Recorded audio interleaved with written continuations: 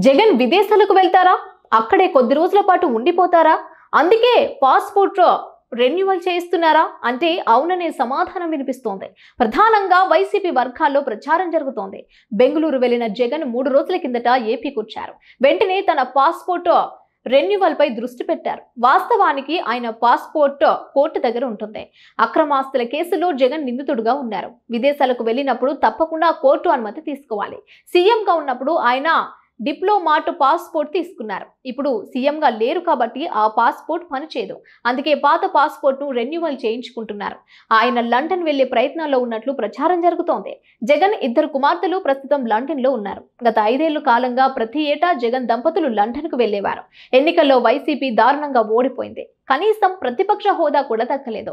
కూటమి ప్రభుత్వంపై పోరాటం చేద్దామంటే పార్టీ శ్రేణులు సైతం పెద్దగా ఇష్టపడటం లేదు. కొందరైతే కూటమి ప్రభుత్వానికి కొంత సమయం ఇవ్వాలని సూచిస్తున్నారు. అందుకే జగన్ బెంగళూరుకు పరిమితం కావాలని భావించారు. అయితే అక్కడ ఉండటం కూడా ఏమంత సేఫ్ కాదని భావిస్తున్నట్లు సమాచారం. ప్రస్తుతం పిల్లలు లండన్లో ఉన్నందున అక్కడే కొద్ది రోజుల పాటు వారితో గడపాలని డిసైడ్ అయినట్లు తెలుస్తోంది. ఆ 2 కారణాలు ఇవే జగన్ విదేశాలకు వెళ్లడానికి కారణాలుగా ఉన్నాయి. ఇప్పటికే వైసీపీ సర్కార్ వైఫల్యాలపై కూటమి ప్రభుత్వం దృష్టి పెట్టింది. వరుసగా సీఎం చంద్రబాబు శ్వేతపత్రాలు విడుదల చేస్తున్నారు. జగన్ హయాంలో జరిగిన అవినీతిని ఎండగడుతున్నారు. భారీగా అవినీతి దోపిడీ జరిగిందని ఆరోపణలు చేస్తున్నారు. వాటిపై విచారణ సైతం చేపట్టడానికి సిద్ధపడుతున్నారు. మరోవైపు పాత అక్రమాస్తుల కేసులు బయటకొస్తున్నాయి. బాబాయ్ వివేకానంద హత్య కేసు సైతం తెరపైకొస్తోంది. అందుకే జగన్ సేఫ్ జోన్ లోకి వెళ్లేందుకు విదేశాలను ఎంపిక చేసుకున్నట్లు తెలుస్తోంది. ఓటమి బాధతో శ్రేణులు ప్రస్తుతం వైసీపీ ఓటమి బాధలో ఉంది. పార్టీ శ్రేణులు సైతం బయటకు వచ్చేందుకు ఇష్టపడటం లేదు. సీనియర్లు సైతం ముఖం చాటేస్తున్నారు. ధర్మాన లాంటి వారు ప్రత్యక్ష రాజకీయాలకు దూరం అవుతారని తెలుస్తోంది.